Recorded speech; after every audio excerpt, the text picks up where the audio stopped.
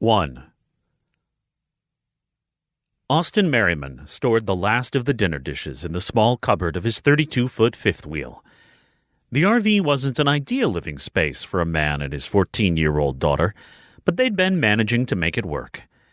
As he and Savannah constantly reminded each other, it was both easy and difficult to keep the small living space clean. It only took a stray pair of shoes or a few dishes on the tiny kitchen counter to make things look untidy, and both of them were guilty of forgetting the fact on a too regular basis. Waiting for Savannah to emerge from the little upper bedroom, he folded a blanket, tossed it on the couch, and put the TV remote back in the little caddy mounted on the wall. Austin liked things neat, though he knew Savannah had to clean up after him, just as he was cleaning up after her now. "Savannah," he called out, checking his watch again.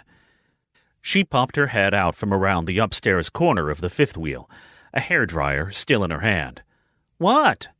"I have to get going." She shrugged as she wrapped the cord around her dryer. "I told you, I don't need a ride. Leave already." "I'll be back within an hour or so. Where are you going exactly?" he asked.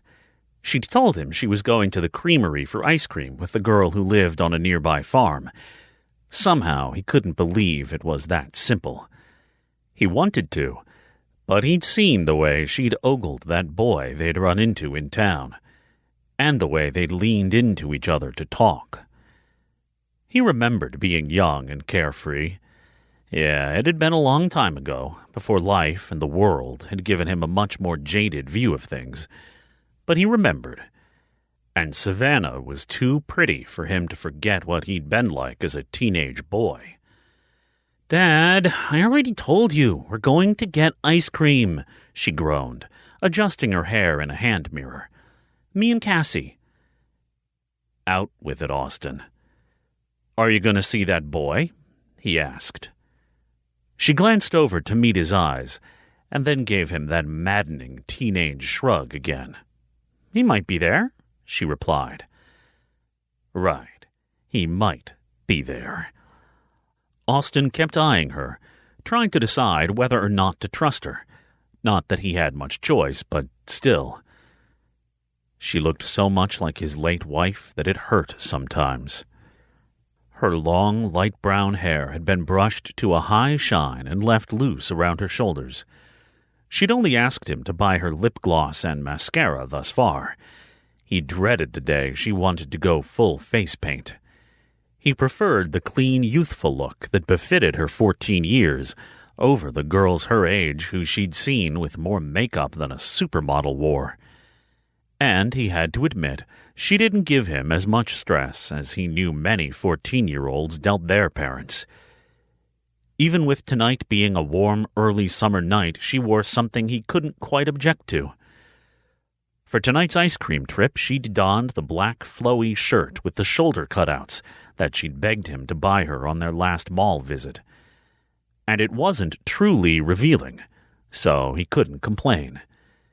It just made her look far more mature than he liked, reminding him that he had to accept that she was growing up. "I want you home by 10, he reminded her. "Not at the farmer's house with your friend down the street, either. Home." Finally starting to move down toward the door where he stood, she quirked her lips in a frown. "Dad, it doesn't even get dark until like 9:30, she argued. 10, or don't go at all. You don't need to be walking around after dark. There are wild animals out there, he lectured her. "I have my phone," she said, brandishing it as if the expensive gadget were a gun. He wished it were, the way she looked. "And the service out here sucks," he told her, "as you remind me all the time. Animals aren't going to wait for you to call for help, either." The look she gave him told him she was mentally slapping her hand to her forehead, even if she was smart enough not to actually do it in front of him. "My phone has a flashlight, and Cassie knows this area. We'll be fine, Dad." "Don't take rides from strangers. And remember what I told you if anyone tries to grab you." She got to within a foot of him and leaned back on the couch in obedient daughter mode. I remember. Palm to the nose, fingers in the eyes, and knee to the crotch, she recited robotically. Upward palm, he corrected her. She rolled her eyes. Fine, I got it. Maybe you should just have me carry mace or something, she suggested. Austin grinned, gesturing her toward the door to get her moving. That's a good idea. I'll pick up some bear spray tomorrow when we go into town for groceries, he commented, only half joking. He had to hide a grin when she gasped in a breath like they were in a horror movie. Dad, no! I can't be the only girl carrying bear spray around. Sure you can. If you want to wander around by yourself, Savannah, you'll do exactly that. She looked in the mirror on the wall, doing one last primp of her hair as Austin forced himself to remain patient. You are so overreacting. We're in the middle of the country, she grumbled. The nearest town has a population of like 200 people, she finished, exaggerating the low population by a few thousand. He shrugged back at her, now holding the door open as a heavy hint that he wanted them both out if she was going. Small towns have bad guys, too. And plenty of teen boys who don't always know when to keep their hands to themselves, he added. She shook her head in disgust. I'm old enough to date, Dad, and Malachi isn't like other teen boys. So, she was planning on seeing him. Damn. He just curbed himself from telling her she had to stay home, knowing he couldn't watch her all the time. But he wouldn't consent to dating. Not yet. He caught her eyes with his before he emphasized, No, Savannah, not yet. Dad! She dragged out the word. This wasn't a conversation he was going to have again tonight. She was growing up too fast. His wife had made him promise to take care of her, and that's what he would do, even if it meant dragging her around the country and keeping her out of the reach of boys.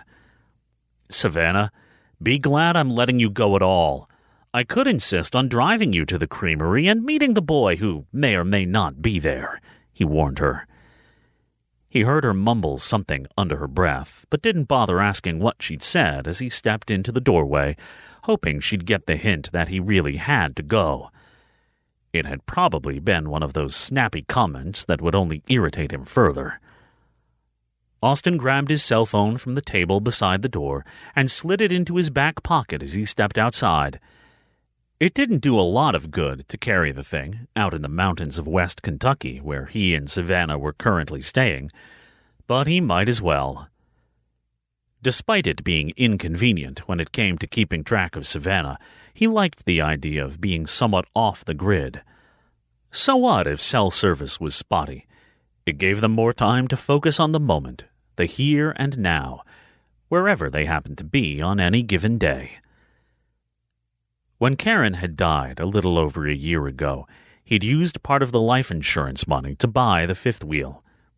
He'd waited until Savannah had finished the 8th grade, and then they'd hit the road. He just couldn't stand being in the house with all the reminders. He'd planned on traveling through the summer, and then it had turned into a year. He still couldn't go back and face her clothes, the pictures of them on their wedding day, and all those little things in the house that were reminders of her. So now he traveled the country with his daughter, doing stories about things national reporters were too busy to worry about. She could homeschool easily enough, and he liked the salt-of-the-earth people and discovering little secrets in small towns and out-of-the-way places. Writing about them felt worthwhile. It was a way for him to fulfill his need to travel and make a living while still being a good dad to his daughter. Finally, Savannah stepped down the 2 steps of the trailer and looked at him, daring him to say something about the mascara she had piled on. She was pushing it, and she knew it. "You look nice," he said with a smile, completely throwing her off. "Thanks," she mumbled, slipping her own cell phone into the back pocket of her jeans. "Be careful, please," Austin reminded her. "Be aware of your surroundings, and call me if you need anything," he said, giving her a quick hug. "I will, Dad. Stop worrying, okay?" she said, squeezing him back. "We're just getting some ice cream. It isn't that big of a deal." After she checked for her key, he locked the trailer door, though even he admitted it was a little silly considering they were out in the middle of farmland. Still, it was an old habit, and one really never knew when someone could stop by and rifle through their things. Turning away from the door, Austin watched as his daughter cut across the pasture, dodging horse manure as she headed towards the dirt road that led into town. He shielded his eyes with his hand and saw Cassie standing under a tree by the roadside, gesturing for his daughter to hurry. He waved back when Cassie spotted him and sent him a big wave, happy to know Savannah had made a friend, especially one who lived just a few farms down the road. In another moment, Savannah picked up her pace, almost jogging as she rushed to meet her friend. He watched for another minute as they met and bumped shoulders before starting the mile or so's walk into town. Austin would have driven them, but Savannah had wanted to walk, and he was going in the opposite direction anyway. He climbed into his black F-350 and started the diesel engine, taking only a quick glance at the GPS before bouncing down the bumpy driveway and heading for the highway. Callum Barker had called him a few days ago, completely out of the blue, and asked to meet. Austin had thought it strange, but Callum insisted it was important, and that the story would be worth his time. He'd also promised the meeting would take less than 5 minutes, which meant Austin would be home in plenty of time to make sure Savannah met her curfew, and to go looking for her if she lingered in town with that boy. By the time he hit the highway, the meeting had taken over the 4 of his thoughts. Austin remembered Callum as being a little off when they'd been in college, one of those conspiracy-type guys. But he'd sounded desperate on the phone. And they'd spent enough nights drinking together that Austin figured he at least owed him the gas it would take to hear him out. He figured he'd meet him, give the guy the proverbial pat on the head, and promise to look into the evidence he presented and be on his way. Maybe it would even be an interesting diversion from his usual stories and offer a brief change of pace. That couldn't hurt, right? The meeting place was a 20-minute drive from the farm, set in some corner of nowhere. When Austin had punched it into his GPS, the dot had looked like it was in the middle of a forest, on the bank of a river, with nothing else around it. "Where am I going?" he muttered after driving about 10 miles up the highway. The GPS was telling him to take a right turn on a muddy road that was barely wide enough for his truck to squeeze through the trees. He heard the first branch scrape alongside his truck's side after driving only 50 meters or so, right around the moment his GPS alerted him to a lost signal. He was on his own. In another minute, he grunted with annoyance and brought the truck to a stop. A fallen tree blocked the so-called road ahead. If he wanted to meet Callum, he'd have to go the rest of the way on foot. "This better be worth it," he grumbled. Before long, he could hear the rushing river and knew he was close. Callum had said there'd be an old covered bridge that was out of commission, so that's what he kept an eye out for. Looking around, though, he could see why it'd be out of use. The old road was near completely overgrown with trees and brush. It didn't appear to have been driven on by anything more than an ATV in a long time. With it being the end of June, the spring melt had left the river high and loud, lapping at the banks and splashing an angry path as it cut through the area. Deeper in, the road started running parallel to the river, and Austin could barely hear himself think for the noise it made once he came to see the covered bridge ahead. Picking up his pace, he remained careful not to slip and fall on the muddy terrain of the road as he headed up the side of the river toward the bridge. It looked rickety at best, perched about 15 feet over the rushing water below. "Hey!" he called out, noticing Callum standing in the shadows of the covered bridge, close to the other side of the river. The man's bearded face and shaggy hair made him look much older than the 40-something years Austin knew him to be. Austin himself was 44, and Callum had been a year behind him in college. "Hi, thanks for meeting me," Callum said, his eyes darting around the area as he reached out to shake hands, glancing back to look over his shoulder now and again. "Sure. What's all this about?" Austin asked, gripping the other man's hand tighter to bring his attention back to the meeting. Callum nodded and leaned back on the side of the bridge, gesturing for Austin to come right in beside him. Austin stepped in to stand closer, their elbows nearly touching, and waited. He'd come this far, so he might as well play along. The clandestine encounter had his senses heightened too, even if he figured his old friend was overreacting. It was hard not to let the man's nervousness rub off on him. "I've been working as a contractor with the NSA," he started, his words nearly lost under the sound of the river below. So, this might be something after all. Anytime any government acronym came up, Austin listened. A journalist's instinct made that common sense. There was always some shady cover-up that went unnoticed until a whistleblower came forward. And despite the fact that Austin liked the quieter stories he'd been pursuing, he wouldn't mind a big story being dropped in his lap. It had been a long time since he'd written a juicy piece about some government agency trying to pull one over on the country. Callum held up a USB stick stored in a plastic case. "I trust you, Austin. It's been a long time, but we know each other, and that means something, me knowing the type of guy you are.